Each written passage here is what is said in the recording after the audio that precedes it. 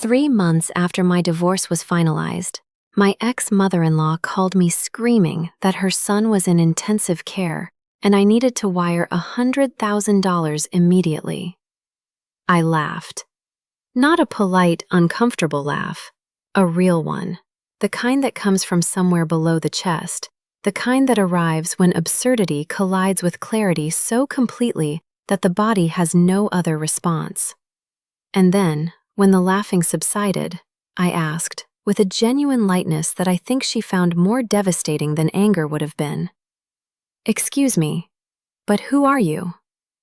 The silence that followed lasted 7 full seconds, and what happened in the weeks after that silence rewrote the ending of a story I thought I had already closed. But the ending only makes sense if you know the beginning. And the beginning was quiet and ordinary and full of the particular warmth of a life that appeared to be exactly what it was. My name is Elise Carver. I'm 36, and for 8 years I was married to a man named Owen Carver. He had kept his name at marriage, and I had taken it, which tells you something about the early dynamic that I only understood later.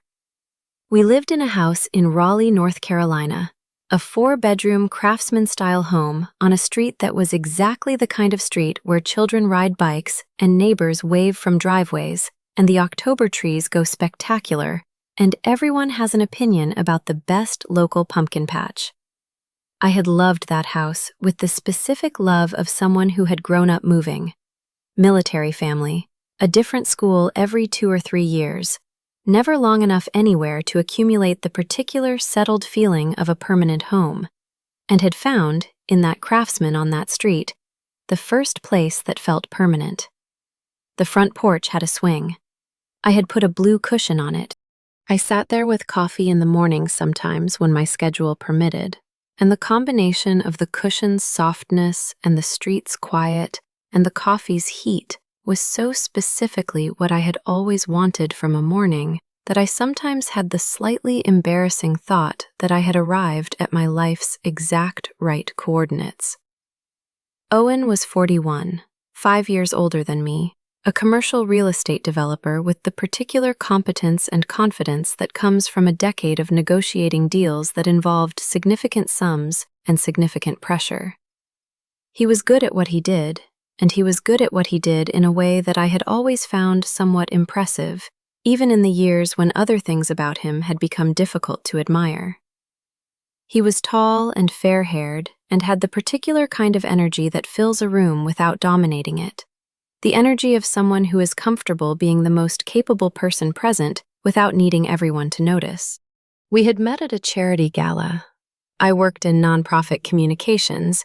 The event was for an organization I had helped plan, and he had come up to me at the end of the evening and said, without preamble or social lubrication, "You organized this. You kept the speeches under 2 minutes each, and the dinner service running on time simultaneously. How?" I had told him. We had talked for 45 minutes. I had found him, in those 45 minutes, genuinely interesting, which was a rarer thing than it should have been at charity galas, and when he asked for my number, I had given it without the hesitation that had preceded giving my number to other men I had met at events like this. We dated for 2 years before the wedding. The wedding was small, 112 people, a venue in the hills outside Asheville, wildflowers and string lights and a bluegrass quartet that had been Owen's idea and that I had initially thought was slightly too precious for the setting, and then had heard them play "Be Still My Soul" during the ceremony and revised my opinion completely. My mother had cried. Owen's mother, Pamela, had sat in the front row in a cream-colored suit that was 3% too bridal and a hat that was 20% too much, and she had smiled at everything in the way of a woman who was performing happiness while conducting an internal assessment that she had not yet shared with anyone present. I had noticed the performance quality of her smile. I had filed it under, "She's nervous and formal, like some mothers are," and let it settle there. Pamela Carver was 68, a widow. Owen's father had died 7 years before I entered the picture, and a woman who had organized her entire post-widowhood existence around her son, with the completeness and the conviction of someone who had decided, consciously or not, that this reorganization was both her right and her purpose. She had never been unkind to my face in the 8 years of the marriage.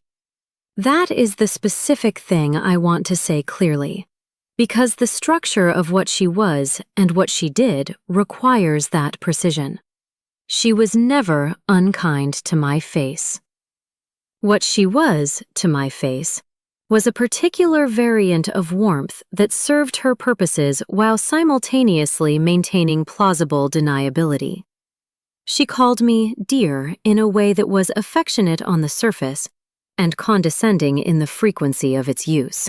She offered opinions about my choices, my work, my home decoration, my approach to cooking, my plan for the garden, in the register of concern, which made the opinions difficult to decline without seeming ungrateful for the concern.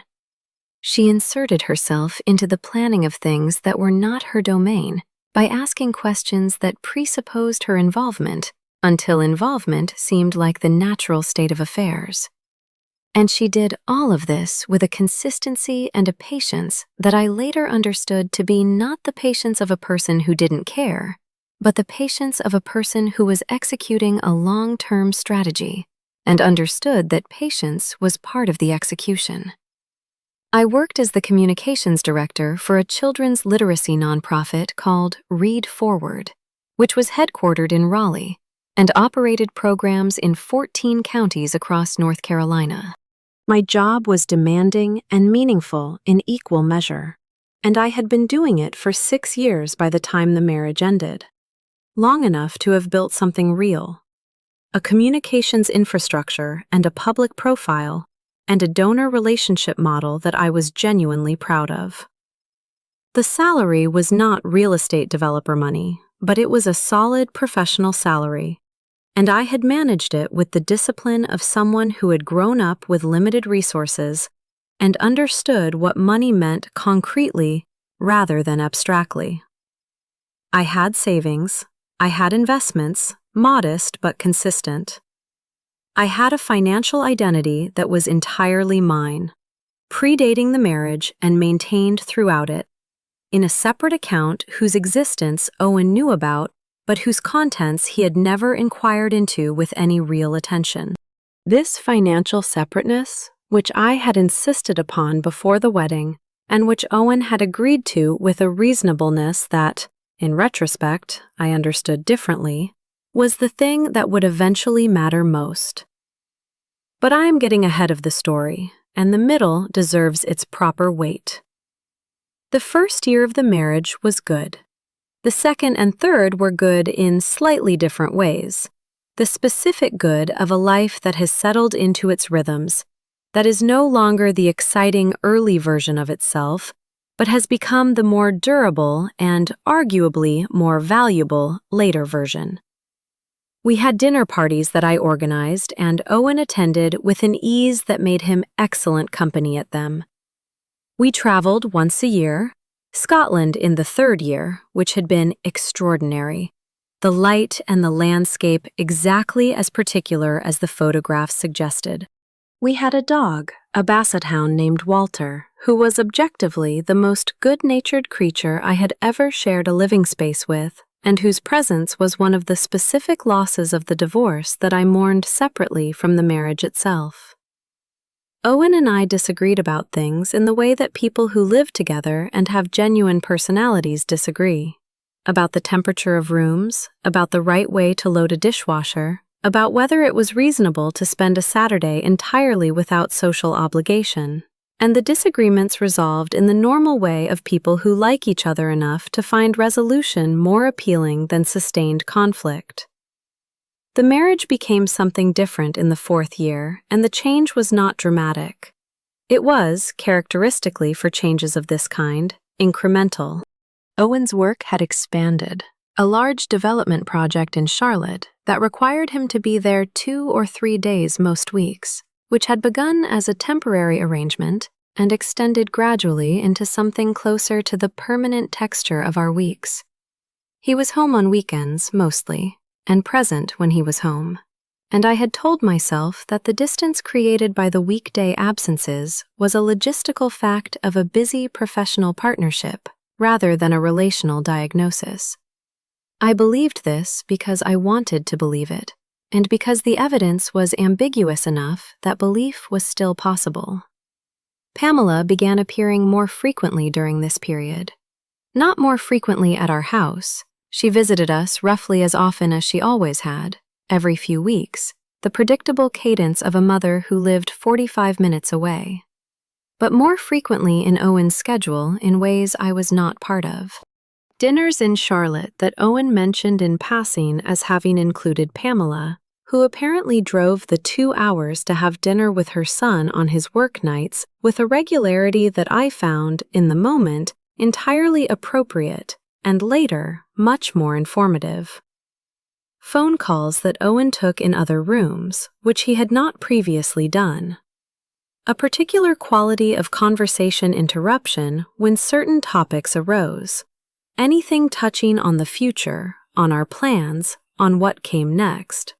The conversation being redirected or abbreviated in a way that I noticed and told myself was about the busyness of a man managing a large project. The specific moment I will always identify as the one I should have understood more fully was a Sunday afternoon in May, in the 5th year.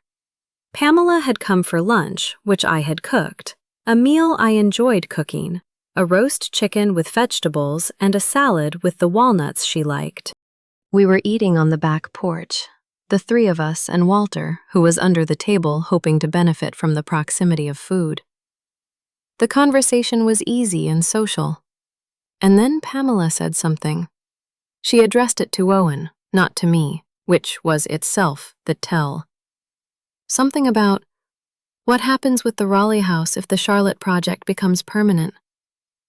It was posed as a logistical question, the kind a mother might ask a son who was navigating a complicated professional situation. Owen had answered with a vagueness that was not his natural mode. Owen was rarely vague about practical matters. It ran against the grain of his professional personality. And then changed the subject. And I had looked at the back garden and thought, that was a strange question, phrased as if it already had an answer. I had let it go. I had eaten my walnut salad and poured more wine and let it go. That was the moment. The discovery came in the 7th year, 9 months before the filing. I was going through our joint financial files.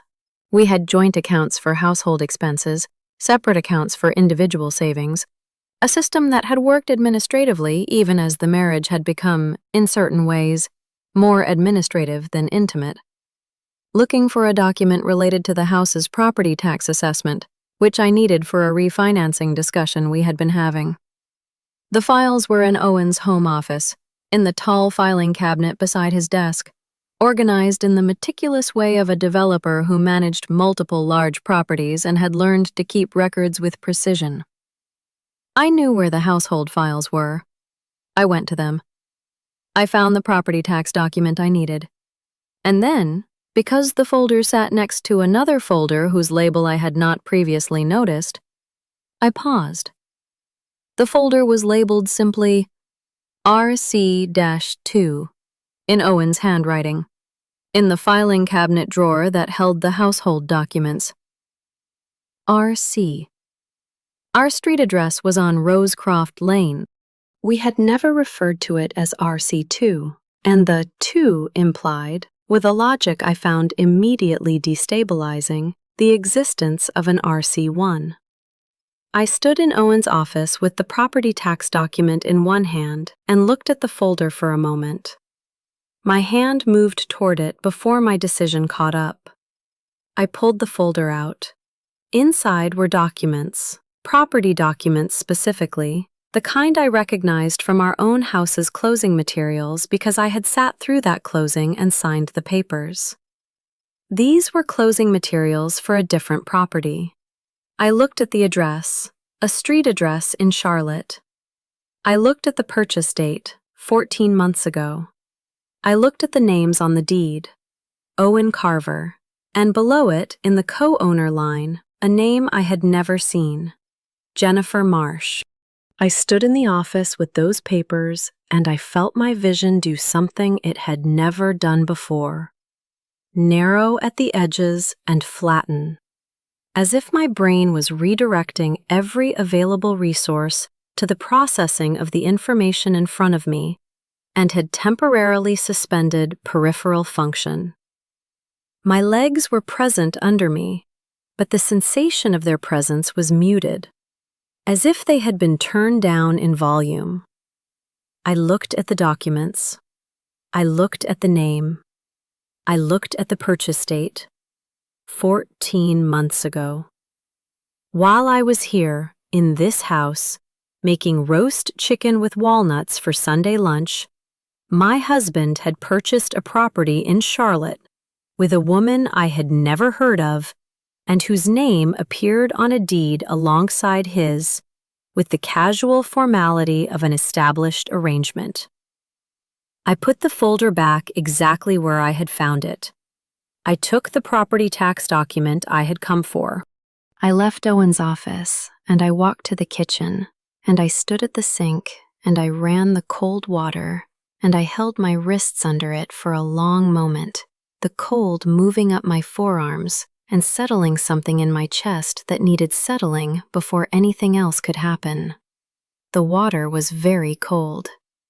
Outside the kitchen window, the back garden was doing what it did in the late afternoon of an October day, the light going warm and low through the maple that Owen had planted when we moved in, the tree I had watched grow for 7 years from a sapling to something that actually shaded the porch.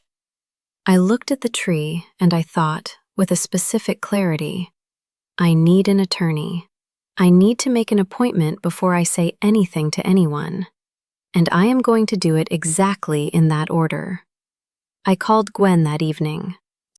Gwen Harmon had been my closest friend since college, a tax attorney in Durham who was sharp and direct and had the particular gift of responding to crises with practical action rather than extended emotional processing, which was exactly what I needed in the moment. She answered in 2 rings. I told her, in the organized way I tried to tell important things, what I had found. She was quiet for exactly 10 seconds, which was how long her brain needed to categorize information and begin producing useful responses. Then she said, "Don't say anything to Owen. Tonight, tomorrow, this week. Nothing. Call my friend Laura Tanner. She's the best family law attorney in this part of the state. I'll text you her number." A pause. "And Elise, the Charlotte property is in both their names. That's going to matter." I asked why. She said, "Because it suggests the relationship existed prior to the purchase, and the purchase was a joint decision, which suggests a duration. That duration is relevant to what you're entitled to." She paused again. "Also because Jennifer Marsh is going to turn out to be someone. Look her up." I said I would. I thanked her. I hung up and I looked up Jennifer Marsh. Jennifer Marsh was 33, a real estate attorney in Charlotte, a colleague of Owen's, someone who would have been in the ecosystem of his professional world in the most natural possible way. Someone whose presence at an industry event or a project meeting or a working dinner would have been entirely unremarkable and entirely unworthy of mention. Someone whose name, attached to a co-ownership of a Charlotte property, told me that the Charlotte project had been a platform for something that had nothing to do with the development property he was building there. I looked at her professional headshot on the law firm website, and I felt, not the burning jealousy I had imagined feeling in a moment like this, but something colder and more specific. The feeling of a person who has just realized the shape of something they had been living inside without seeing clearly. The shape was a lot larger than I had thought. Laura Tanner's office was in downtown Raleigh, 14th floor, with a view of the city and the efficient impersonality of spaces that have been designed for difficult conversations. She was 50, with red hair and reading glasses, and the kind of professional presence that made you feel, within 4 minutes of sitting down, that you were being managed in the best possible sense.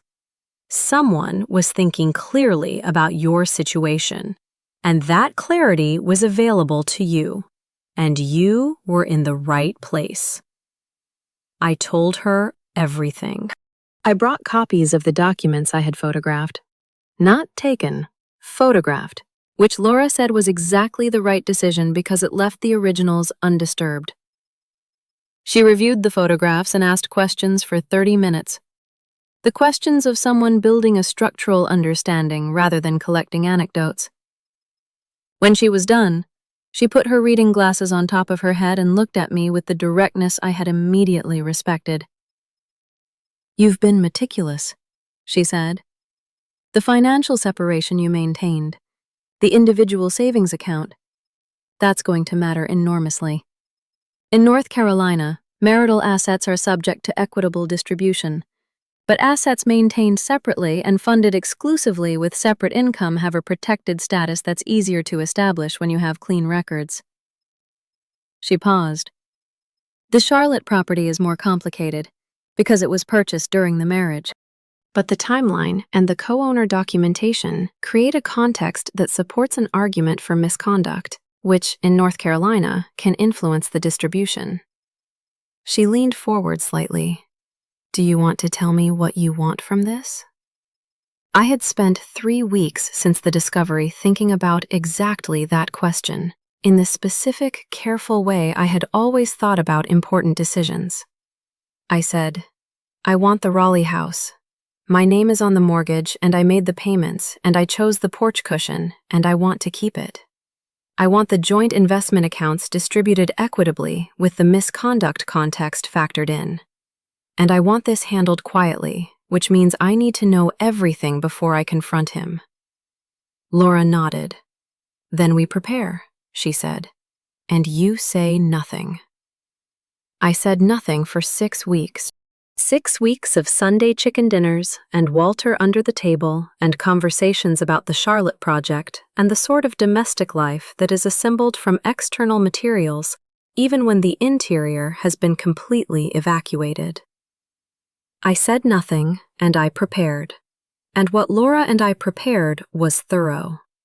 The financial records, the timeline documentation, the photographs of the RC2 folder contents, Gwen's informal research on Jennifer Marsh's professional calendar overlapping with Owen's documented project meetings in Charlotte. 6 weeks of gathering, and then Laura filed. The confrontation that followed the filing was not the dramatic scene of my imagination. Owen came home on a Thursday evening, and I was at the kitchen table when he arrived, which was the same posture, I recognized this later, that I had sat in at the Franklin kitchen table in a different story that was not mine. He came through the garage door and stopped when he saw my face. And what he registered in his expression was not surprise. That was the telling thing. He was not surprised. He was, in the specific and unmistakable way of a man whose preparation has just been activated, ready for this. He had known it was coming. He had known and had not said for however long he had known, which meant his 6 weeks had had a different quality from mine. He had sat at the same table and had his own internal preparation running in parallel, and neither of us had named what we were doing. And that particular theater of the domestic was the saddest thing I encountered in the whole process. He said, sitting down across from me with the controlled reasonableness of a man who had decided this was going to be a managed conversation, "I know you talked to Laura Tanner." I said I had. He said, "I should have," and stopped. The incomplete sentence contained everything he might have said and had not said for a year and a half. And its incompleteness was the loudest thing in the room. I looked at him across the kitchen table. and I thought about the wildflowers at the Asheville wedding, and the bluegrass quartet, and the Scotland light, and Sunday lunches on the porch. And I felt all of those things with a completeness that did not require performing feeling. And then I said, with a steadiness that cost me less than I had expected, "We should both let the attorneys handle it." He looked at me for a long moment, and then he nodded, and that was, in many respects, the last real conversation we had as a married couple. What I had not anticipated, the layer that arrived 3 months before the final settlement and reorganized everything I thought I understood about the situation, was Pamela. Specifically, the phone call I received from Laura on a Wednesday afternoon with a specific piece of information that the financial discovery process had surfaced.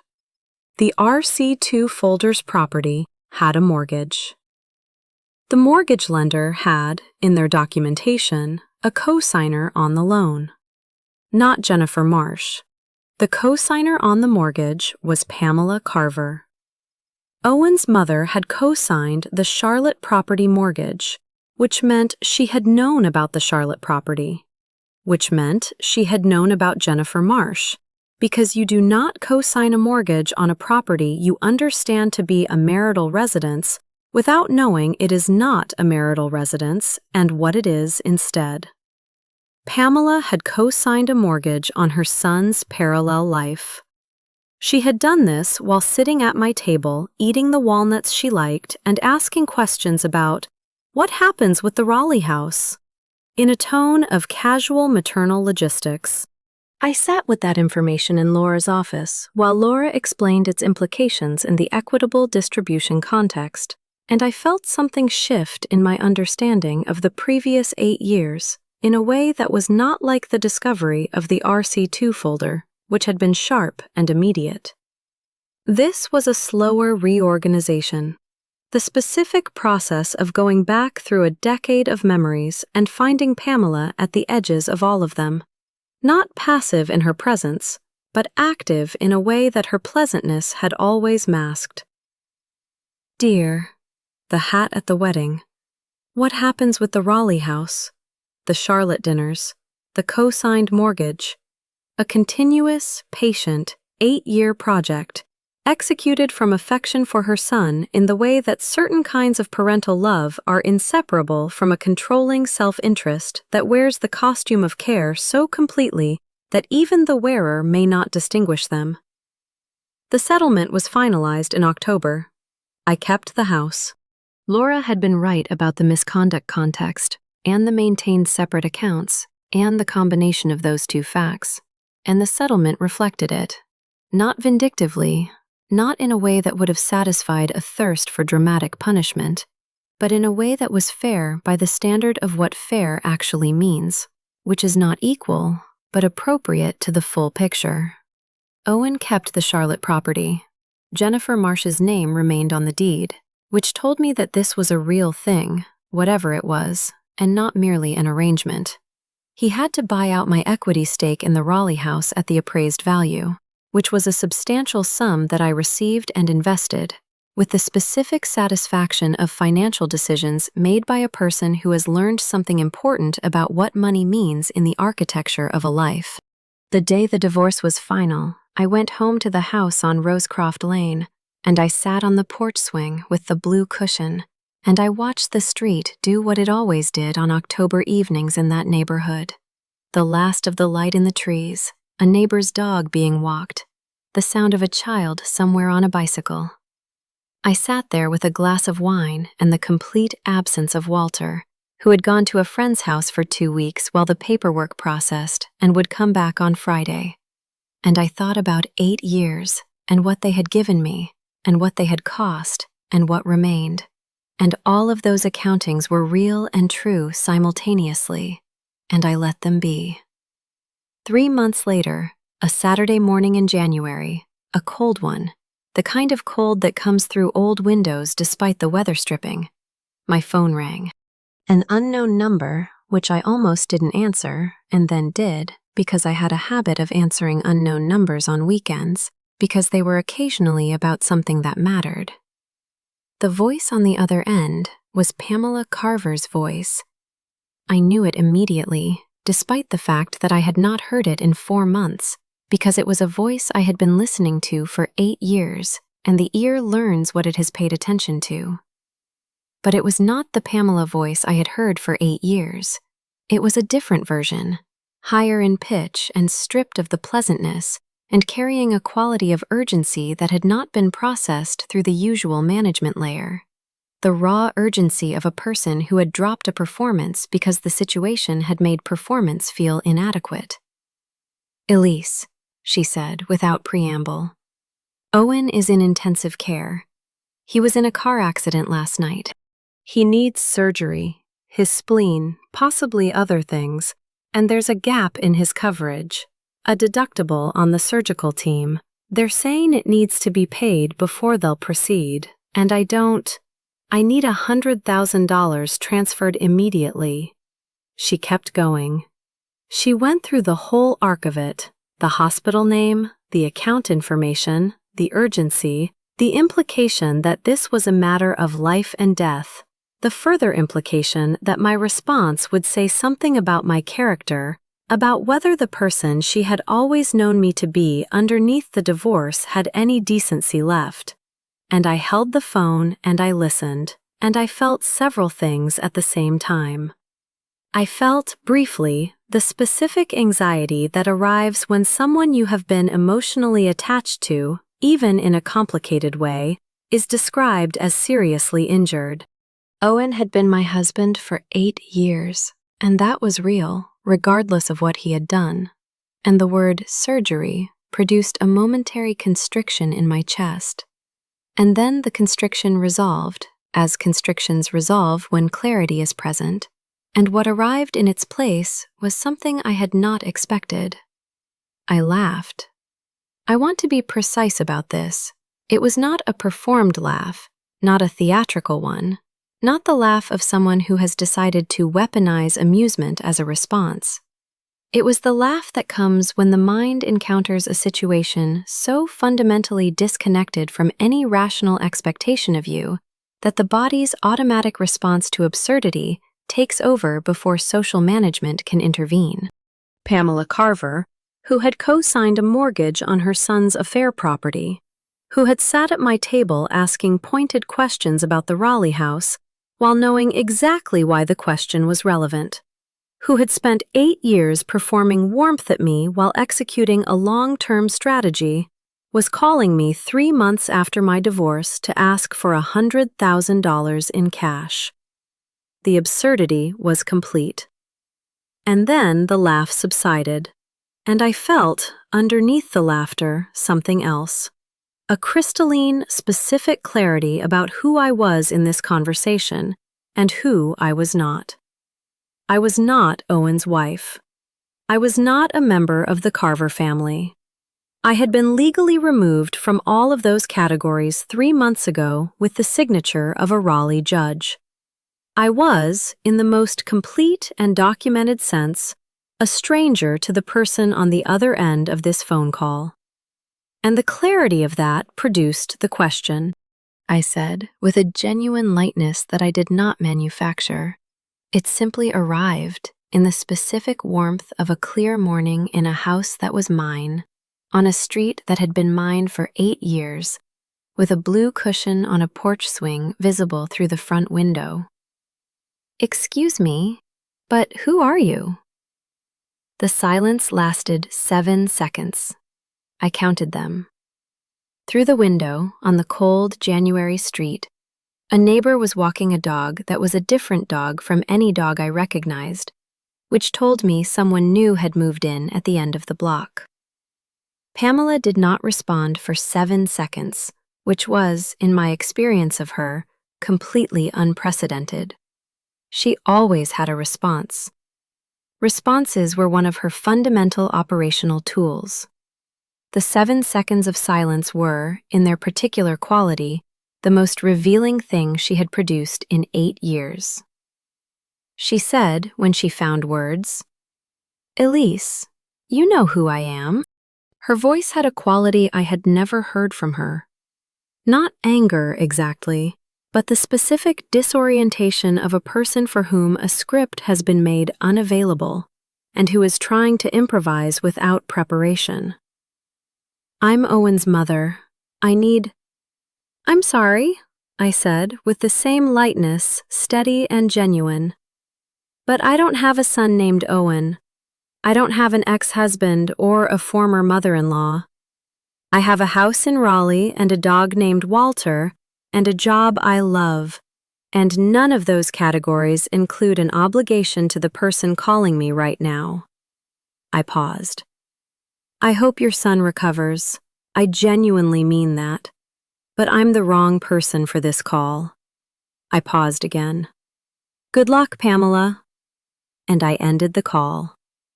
I put the phone on the kitchen counter and I stood there for a moment. And what I felt was not triumph. Triumph was too simple for what the moment contained. It was something closer to completion. The last piece of something I had been waiting to close for 3 months.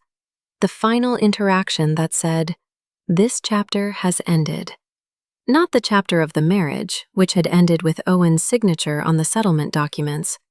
This particular chapter, the one that had Pamela's voice in it, and the hat at the wedding, and the walnut lunches, and the RC2 folder, and the co-signed mortgage, and 8 years of strategic pleasantness. This chapter had now ended with 7 seconds of silence and the question she could not answer. I made coffee. I went and sat on the porch swing. But what I did not know, the last twist, the one I had not engineered and had not prepared for, was what happened 48 hours after that phone call. Laura Tanner called me on a Monday morning from her office downtown, and when I heard her voice, I could tell from its specific texture that something had arrived that required my attention. She said, "I need you to come in. Something has surfaced from Owen's side that you need to know." I went in that afternoon. Laura's office was as it always was, precise, functional, the city visible through the windows, the reading glasses on their chain. She had a document on the desk between us when I sat down, and she turned it toward me so I could read it. It was a letter, on legal firm letterhead, from Owen's attorney. The letter was formal and brief, and contained 2 pieces of information.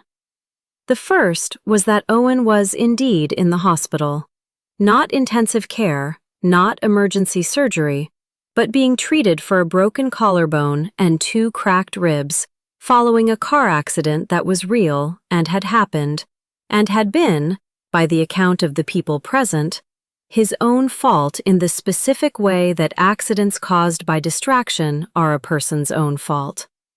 He was expected to make a full recovery. The second piece of information was the one that Laura had called about. Owen's attorney had reached out because Owen, in the hospital, had apparently expressed a desire to address the settlement. Specifically, to express that he believed the settlement had been fair, but that he had not been, and that there was a specific financial matter relating to Pamela's co-signature on the Charlotte property mortgage that he wanted to disclose, which his attorney was now formally disclosing on his behalf. Pamela had, at the time of co-signing the Charlotte mortgage, used funds from a family trust, a trust that had been established by Owen's father and that had been structured as an inheritance instrument intended to benefit both Owen and any spouse he had at the time of the inheritance event. She had used the trust funds without the trustee's knowledge or authorization. Owen was disclosing this because the hospital situation had apparently produced in him a clarity about certain things that the preceding 2 years of managing his situation had not. He was not asking for anything in return for the disclosure. He was disclosing it because it was true, and because the trust's beneficiary structure meant that I had a legal interest in the funds that had been used. I read the letter twice. I looked at Laura. She was watching me with the professional patience of someone who has delivered important information and is giving the recipient appropriate time. I said, "What does this mean practically?" She said, "It means there is a claim against the trust on your behalf for the amount used in the co-signature, which is a significant sum.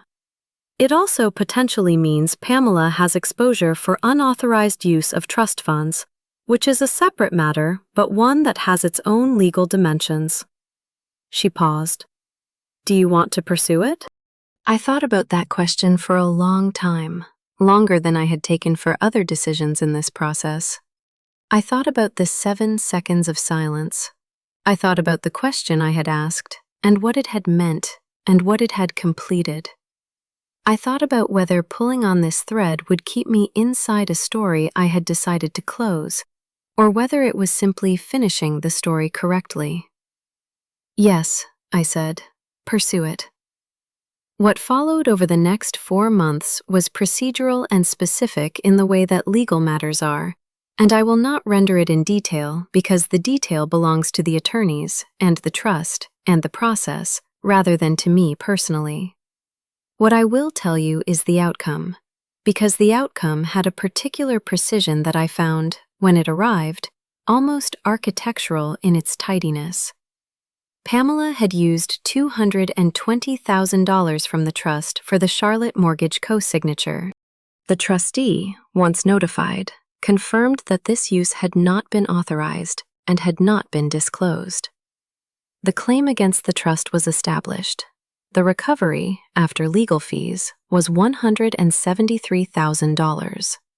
$173,000 that represented the unauthorized use of funds that had been intended, in part, for the benefit of Owen's wife, by a woman who had spent 8 years managing her son's marriage from the edges while presenting herself as a harmless, hat-wearing, walnut salad-eating mother-in-law who called people dear.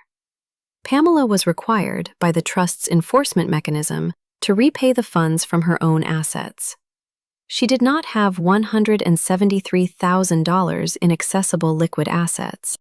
The repayment required, among other things, the liquidation of a savings account and an investment portfolio she had maintained since her husband's death, which represented, as far as I understood it, a significant portion of her independent financial security.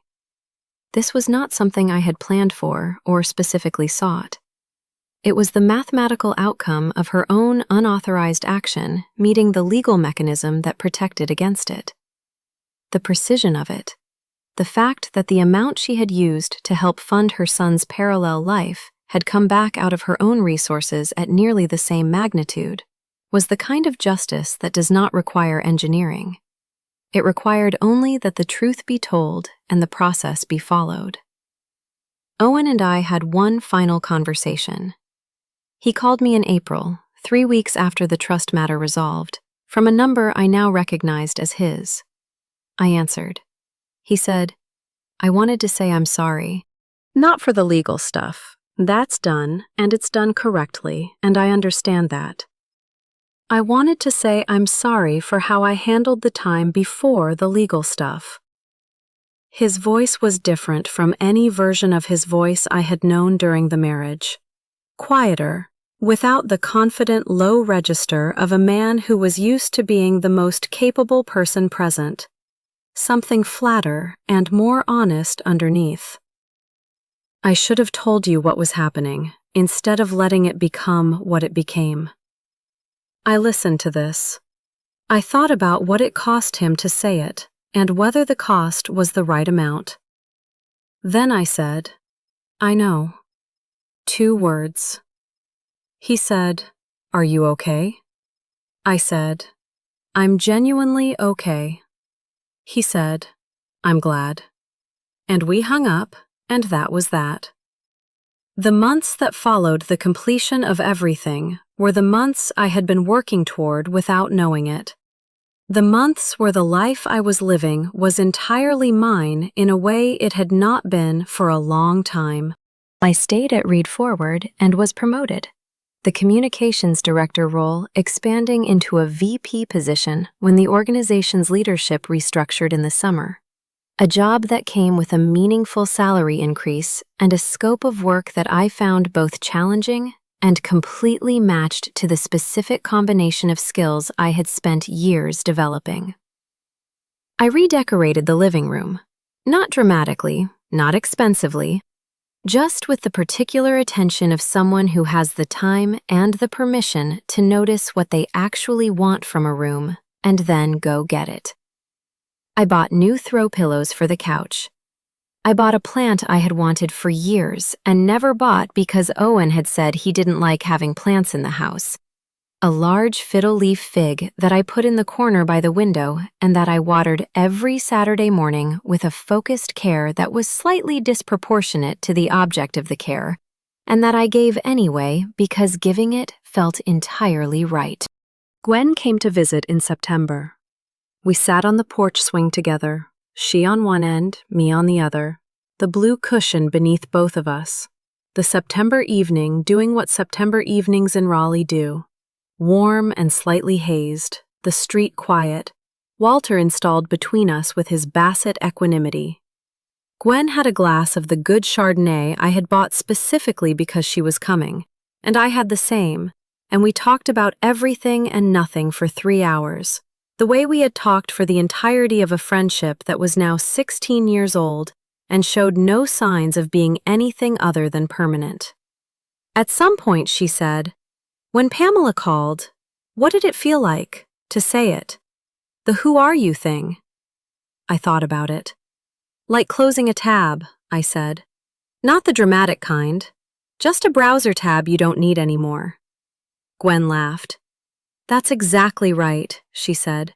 "That's exactly the right description." We sat with that for a while. The street was quiet. The fig tree was inside the window, visible from the porch, catching the last of the evening light through the glass. Walter pressed his warm side against my leg with the serene generosity of a dog who has enough love for everyone present and is distributing it equitably. I poured the last of the wine into our glasses. The porch swing shifted slightly as I moved, the creak of it familiar and entirely mine. The blue cushion was the same one I had sat on 7 years ago, on the first morning I had understood what a permanent home felt like. And it was still the right color, and still exactly the right degree of soft. And the street was still the street where it had always been. And the evening was the particular evening that September was making right now. And none of it required anyone's permission, or anyone else's name on the deed, or anyone's co-signature to be completely and irrevocably here. I put my feet up on the porch railing the way I had always wanted to, and never done when Owen was home, because he felt it was bad for the paint. And I looked at the September street, and I drank the good Chardonnay, and I was exactly, entirely, precisely home. 3 months after